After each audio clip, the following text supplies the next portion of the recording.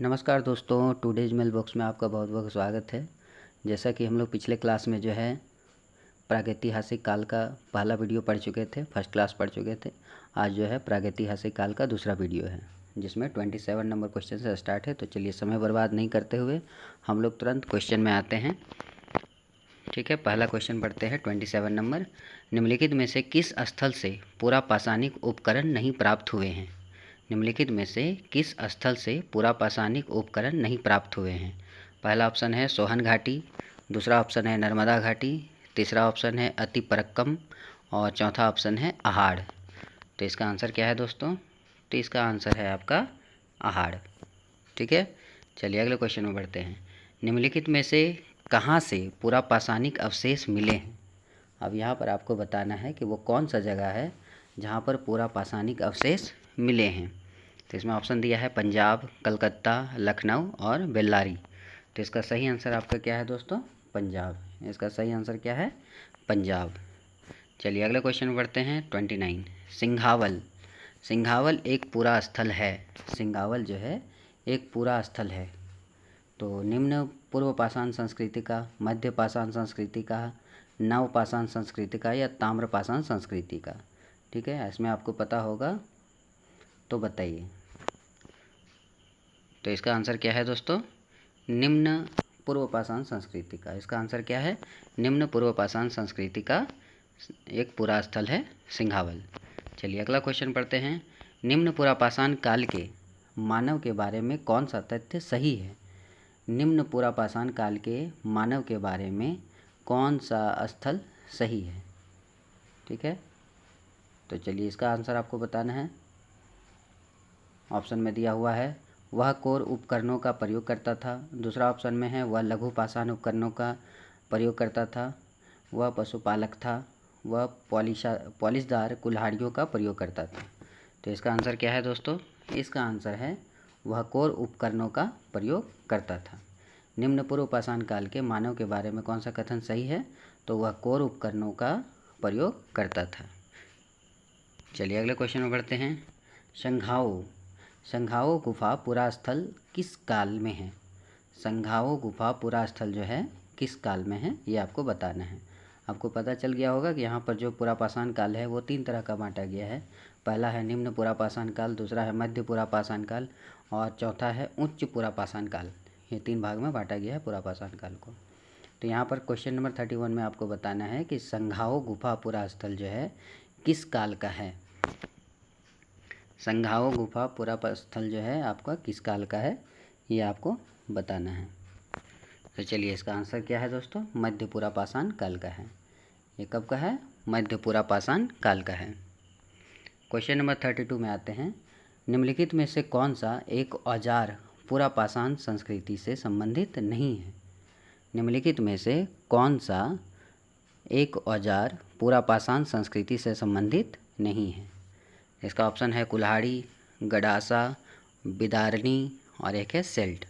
तो इसका आंसर आपका क्या है दोस्तों? सेल्ट। सेल्ट जो है आपका पूरा पाषाणिक संस्कृति से संबंधित नहीं है।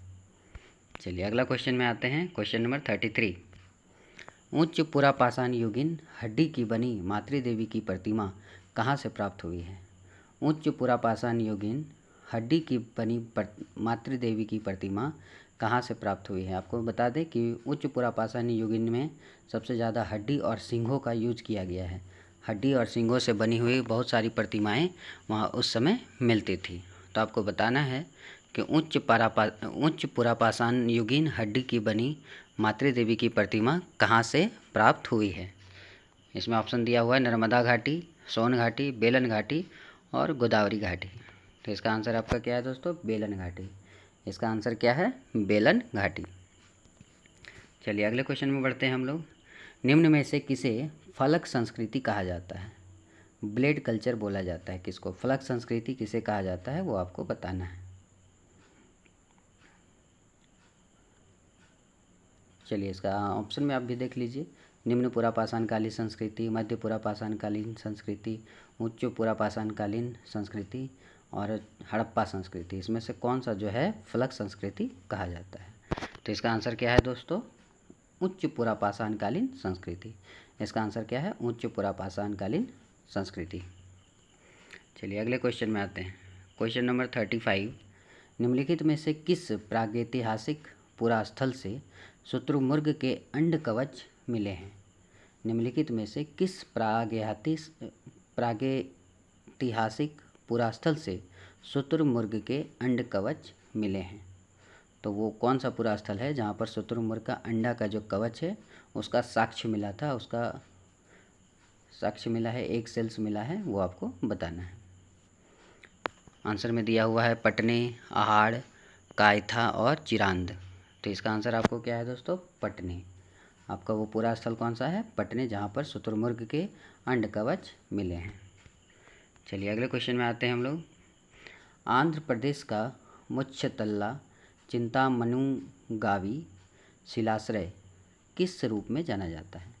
आंध्र प्रदेश का मुच्छतल्ला चिंतामनुगावी शिलाश्रय किस रूप में जाना जाता है?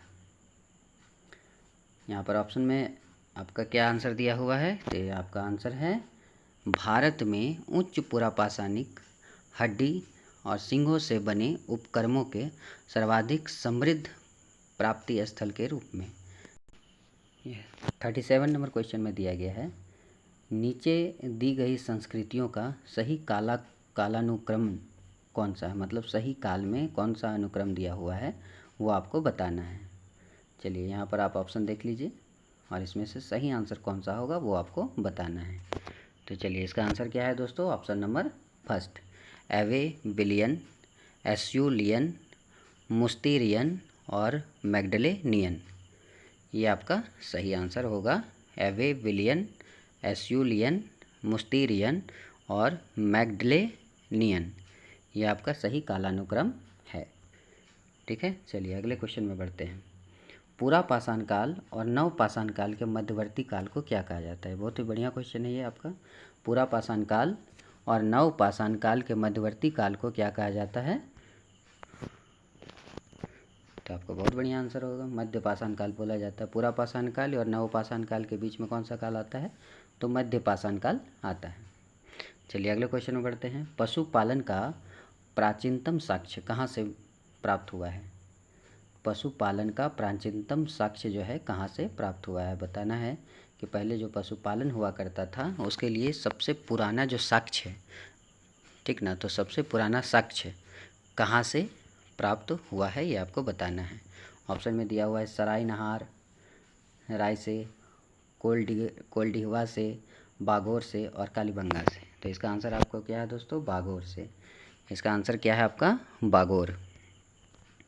अगला क्वेश्चन है, निम्नलिखित में से किस काल में माइक्रोलिथ का उपयोग होता था? निम्नलिखित में से किस काल में माइक्रोलिथ का उपयोग होता था? चलिए आप लोग आंसर बताइए फटाफट। पुरापाषाण, मध्यपाषाण, नवपाषाण और ताम्रपाषाण। आंसर बताइए, 4 ऑप्शन दिया हुआ है।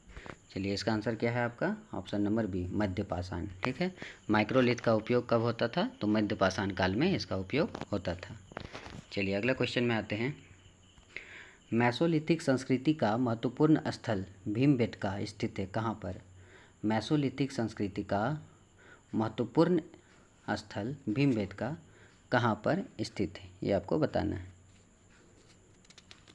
ऑप्शन में देख लीजिए, गुजरात में है, पंजाब में है, मध्य प्रदेश में है या राजस्थान में है।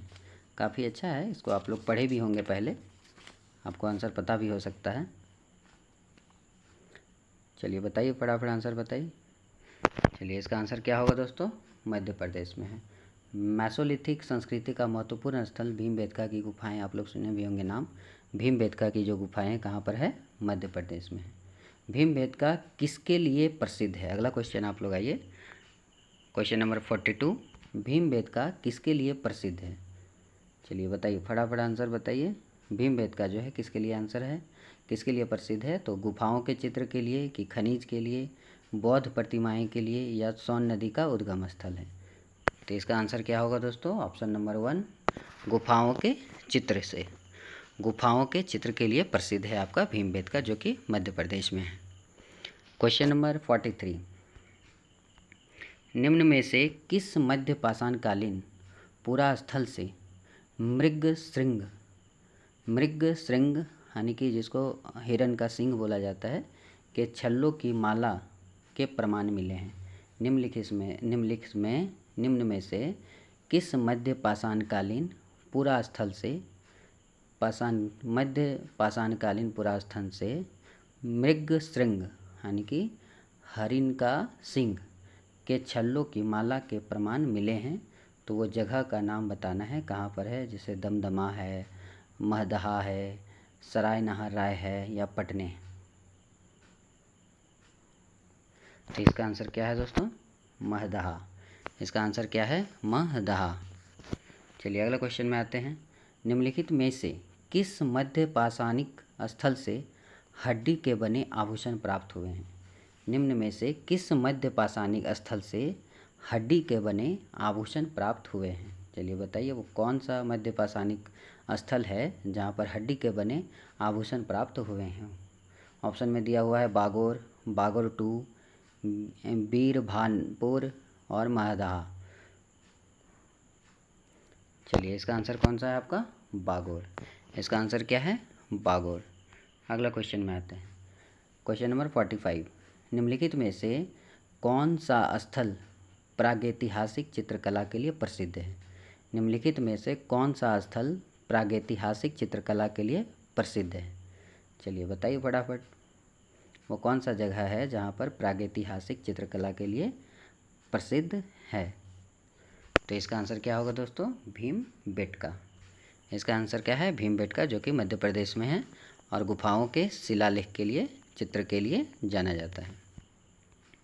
सराय नहर राय और महदहा संबंधित हैं।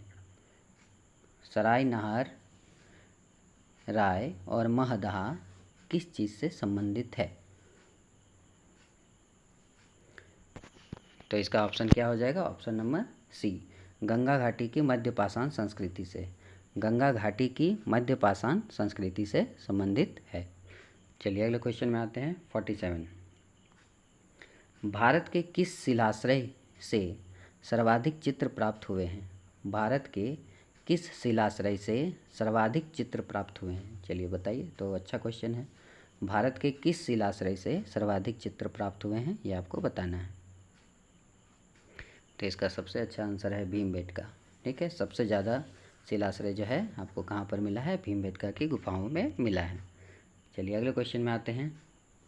निम्नलिखित में से किस शिलाश्रय से मानव समाधान के प्रमाण मिले हैं? निम्नलिखित में से किस शिलाश्रय से मानव समाधान के प्रमाण मिले हैं? इसका आंसर क्या होगा? ठीक है, इसका आंसर क्या होगा? लेखनिया शिलाश्रय 1। लेखनिया शिलाश्रय 1 से मानव समाधान के प्रमाण मिले हैं। चलिए अगले क्वेश्चन में आते हैं हम लोग। निम्नलिखित पर विचार कीजिए। यहाँ पर आपको निम्नलिखित में से विचार करना है ना। निम्नलिखित में से विचार कीजिए और निम्नलिखित में से किस स्थल पर प्रागैतिहासिक काल के चित्रित शैलाश्रयों की सबसे बड़ी मेखला खोजी गई है? किस स्थल पर प्रागैतिहासिक काल के चित्रित शैलाश्रयों की सबसे बड़ी मेखला खोजी गई है? ऑप्शन में बताइए। यहाँ पर आपको भाजा, भीमबेटका, जोरा और अजंता दिया हुआ है। इसमें से कौन कौन जगह पर ये मिला है, किस जगह पर खोजी गई है, वो आपको बताना है। तो इसका आंसर क्या होगा? 2 और 3, यानी कि ऑप्शन नंबर सी, 2 और 3 क्या है? भीमबेटका और जोरा, ये 2 जगह है जहाँ पर प्रागैतिहासिक काल के चित्रित शैलाश्रयों की सबसे बड़ी मेखला खोजी गई थी। चलिए अगला क्वेश्चन में आते हैं हम लोग। पुरातात्विक प्रमाण के आधार पर किस काल के बारे में कहा जा सकता है कि लोग मृतकों के अंत्येष्टि संस्कार से पहली बार परिचित हुए हैं? पुरातात्विक प्रमाण के आधार पर किस काल के बारे में कहा जा सकता है कि लोग मृतकों के अंत्येष्टि संस्कार से पहली बार परिचित हुए हैं? मतलब इसका कहना है कि वो कौन सा काल है जिस समय लोग ये जानते थे कि उसका अंतिम संस्कार भी करना चाहिए, मृतक जितने भी शरीर होते थे उसका अंतिम संस्कार करना चाहिए, ये कौन से काल में पता चला है या परिचित हुए हैं लोग? तो इसका आंसर क्या होगा? मध्य पाषाण काल में। मध्य पाषाण काल में जो है लोगों को ये जाने, लोग जितने हैं, जितने भी मृतक शरीर हैं उसको अंतिम संस्कार करना चाहिए या जलाना चाहिए, इस चीज़ के बारे में जो है कब पता चला है? तो मध्य पाषाण काल में पता चला है। अगला क्वेश्चन है, पाषाण युगीन लोगों ने सबसे पहले किसे पालतू बनाया था? पाषाण युगीन लोगों ने सबसे पहले किसे पालतू बनाया था, ये आपको बताना है। तो बहुत ही आसान क्वेश्चन है, बहुत बार आप लोग पढ़े होंगे। तो इसका आंसर क्या होगा? कुत्तों को। सबसे पहले पाषाण युगीन कालों में जो है लोगों ने सबसे पहले कुत्तों को ही पालतू बनाया था, इसलिए कुत्तों को सबसे वफादार माना जाता है, क्योंकि अभी से नहीं, बहुत पहले से, यानी कि हम लोग का पूरा पाषाण कालीन युगीन से जो है हम लोग कुत्तों को पालते आ रहे हैं, मतलब मनुष्य कुत्तों को पालते आ रहे हैं। अगला क्वेश्चन है, क्वेश्चन नंबर 52, भारत में मानव अस्थि पंजर यानी कंकाल, ह्यूमन स्केलेटन के प्रमाण किस काल से मिलने शुरू हो जाते हैं? भारत में मानव अस्थि पंजर यानी कि कंकाल जिसको बोला जाता है, जिसको ह्यूमन स्केलेटन बोलते हैं, के प्रमाण किस काल से मिलने शुरू हो जाते हैं? किस काल से मिलना शुरू हो जाता है, ये आपको बताना है। तो इसका आंसर क्या है? मध्य पाषाण काल से। मध्य पाषाण काल से, क्योंकि मध्य पाषाण काल से ही जो लोगों को, मृतकों को जो है अंतिम संस्कार करने का जो मतलब जानकारी हुआ, परिचित हुआ, और उसके बाद से ही जैसे लोग मृतक होंगे तभी तो स्केलेटन के बारे में जानेंगे। ठीक है, चलिए अगला क्वेश्चन है और लास्ट क्वेश्चन है आपका, किस प्रदेश से मिले मध्य पाषाणिक पुरास्थलों को टेरी साइट कहा जाता है? किस प्रदेश से मिले मध्य पाषाणिक पुरास्थलों को टेरी स्थल यानी कि टेरी साइट कहा जाता है? ऑप्शन में दिया हुआ उत्तर प्रदेश, बिहार, झारखंड, तमिलनाडु। तो इसका आंसर क्या होगा दोस्तों? तमिलनाडु। चलिए ठीक है, आज तक के लिए इतना ही है। आज 53 नंबर क्वेश्चन तक पढ़े हैं। नेक्स्ट क्लास में फिर हम लोग 54 से स्टार्ट करेंगे। तो अगले वीडियो का आप लोग वेट कीजिए, और जिसको भी अच्छा लग रहा है या तो जिसके लिए ज़रूरत है ये वीडियो, तो वो लोग ज़रूर सब्सक्राइब करें और चैनल को लाइक भी कर दें, और अपने दोस्तों को भी भेज दें ताकि वो भी इस वीडियो को देखकर कुछ सीख सकें। ठीक है, ये जितना भी क्वेश्चन लिया गया है सब काफ़ी इम्पॉर्टेंट क्वेश्चन है, और आपको डायरेक्ट आपको जेटेट में देखने को मिलेगा, और साथ ही साथ आपको आने वाले सीटेट एग्ज़ाम में भी ये क्वेश्चन काम आने वाले हैं। ठीक है दोस्तों, धन्यवाद।